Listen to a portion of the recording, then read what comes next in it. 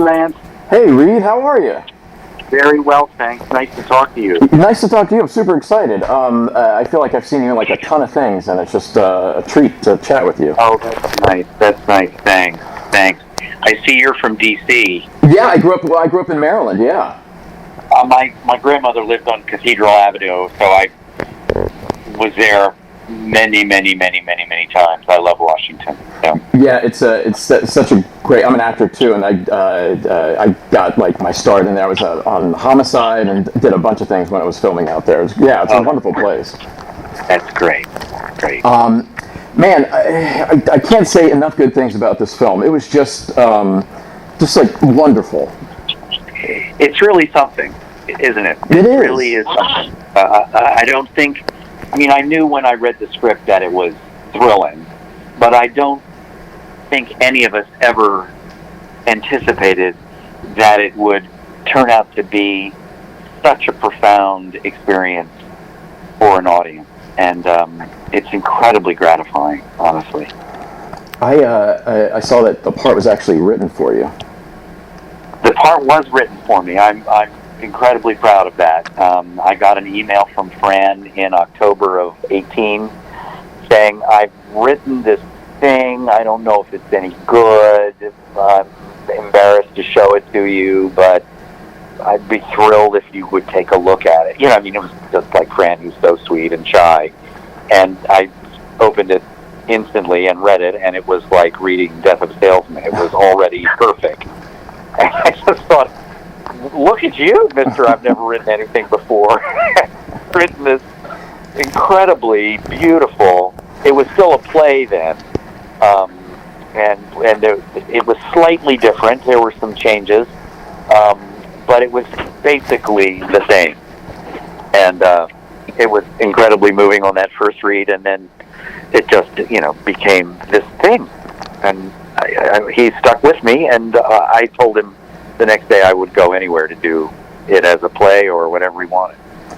Well, I mean, that's got to be incredibly flattering that he thought of you. Oh, boy, can you imagine? I mean, I've never had that happen before in my life where somebody, I've had people written things with me in mind, and then you read them and you're like, there's no way in the world I'm going to do this terrible play.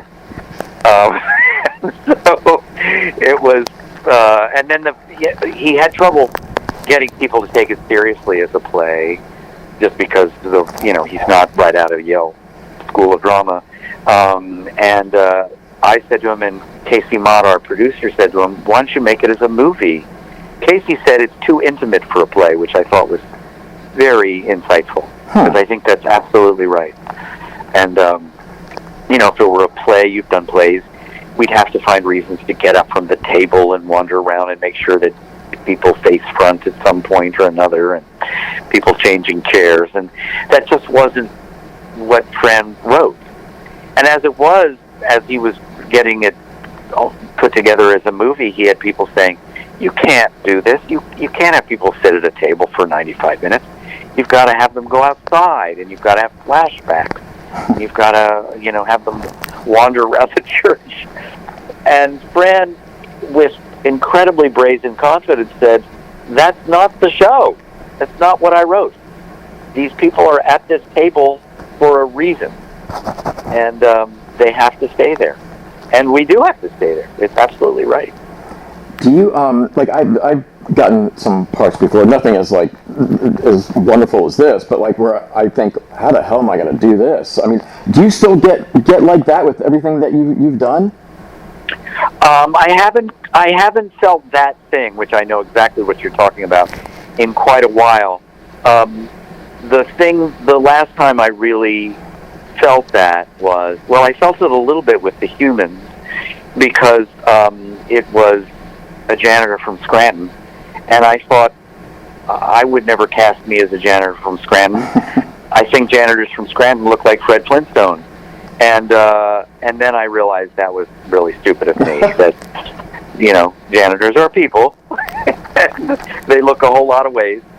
But I had never played a truly, lower middle class or blue collar character before. I'm always in a coat and tie. Well, it turned out well, I think.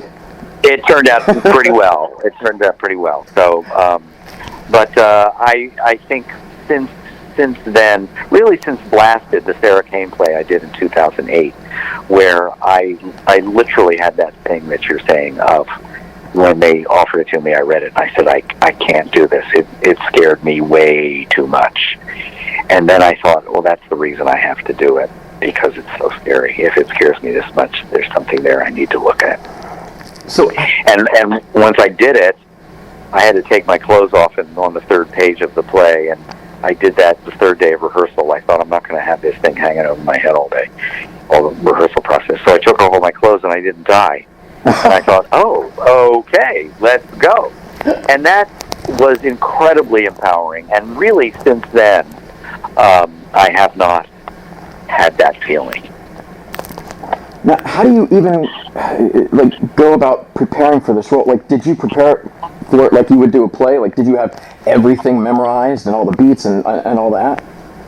No, we had 2.5 days of rehearsal 3 weeks before we went out to Sun Valley, which was really table work. I don't think we ever made it through the whole script, but we, did all the things like, why would I ask that question? Don't I already know that?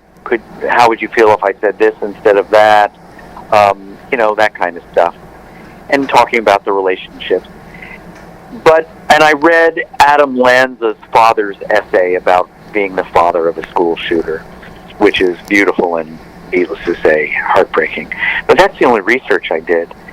And then I just felt like the script was plenty. The script was enough. And I worked on it, and I think I knew the lines pretty well. But we would get together the night before each day and run lines together and, really get them in there. But I think I thought, Lance, my job really is to get out of the way and let Richard come through, because it was all right there on the page. And it was clear to me who he was. I think he's an ultra wasp, which I, for better for worse, am. And I grew up in that world. And so in having me play Richard, he becomes that guy. And I think that's probably why Fran thought of me in writing it. Fran's from a pretty waspy family, and I think he recognized Richard in me. A lot of the film, you and the cast are listening to somebody else, but you guys are actively listening. When the camera's on you, we can almost see the thoughts racing through your head, and I feel it sounds so easy for me to say it, but hard to convey. How do you just for my wanting to know, how do you do that? Don't you think listening is the best part of acting? I think I can remember 4 or 5 moments in my theater-going career of moments when I watched someone listening. They weren't talking and somebody else was listening. And their listening took my breath away. And so I remember getting very early the importance of listening. But I think, I know that is important for me, to actively listen and to let the information be new and hearing it for the first time.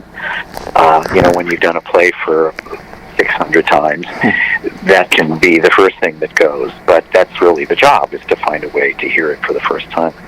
I think one of the things about it is the material is what's being said is so astonishing that it's hard not to listen. Especially if you're this group of actors who was operating at a really sort of high vibrating level. Speaking of the cast, obviously they're fantastic, but sitting around that table for hours and days, do you still, are you learning anything from them, from watching them, from working with them? Well, it became very clear, even in those 2 days in the little rehearsal room in Times Square, that we were all bringing our A game. And so it was like the best boxing match in the world. We really all were just like, oh, this is going to be really fun. So yeah, I think I learned things, and I have watched the movie many times.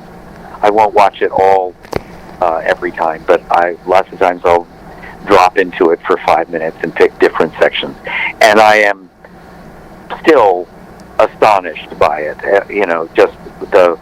Just like you, an audience is looking at it. It's like, holy cow, this is so much more than the sum of its parts, honestly.